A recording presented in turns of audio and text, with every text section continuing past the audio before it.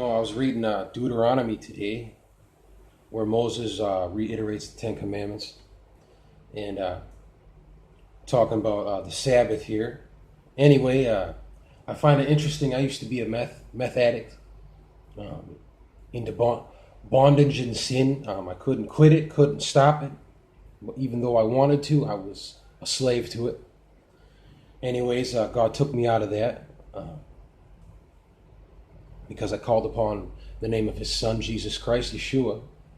And now I'm free from that. I'm free from that bondage. I'm free from that sin. I'm free from that death. Anyway, Deuteronomy 5, verse 6 says, I am the Lord thy God, which brought thee out of the land of Egypt from the house of bondage. And then he goes through the Ten Commandments. Thou shalt have none other gods before me. Anyway, verses 15, talking about Sabbath, breaking into context, it says, And remember that thou wast a servant in the land of Egypt, and that the Lord thy God brought thee out hence through a mighty hand and by a stretched out arm. Therefore the Lord thy God commanded thee to keep the Sabbath. Do you understand the connection? Before he starts, the Lord from the mountain, by his own mouth started saying, I am the Lord thy God, which brought thee out of the land of bondage, out of the land of Egypt, from the house of bondage. The Lord, the God, the Creator, Jehovah, Yahweh, he took me out of bondage, from methamphetamines, from sin, from cocaine, from all types of stuff, from bondage, from sin. And now I keep his commandments because he did that for me.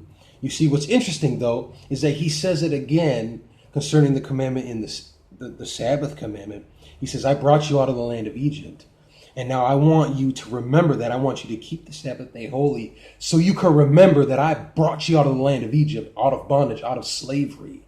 See, he took us out of that, so now we serve him. We serve him in his ways. We don't serve ourselves like we did before when we were in slavery and in bondage. We served ourselves. We served sin. What are the wages of sin? It's death. Now, the Lord took us out of that. Because remember, Paul said the things back then concerning Israel, in the book of Deuteronomy and all this, they're end samples for us now today. Now, I'm giving you a real life example that the Lord took me out of meth and from serving sin and bondage and death. Now, he took me out of that. Now I serve him. Now we keep the Sabbath, to remember what he's did for us. The Sabbath has not been done away, ladies and gentlemen.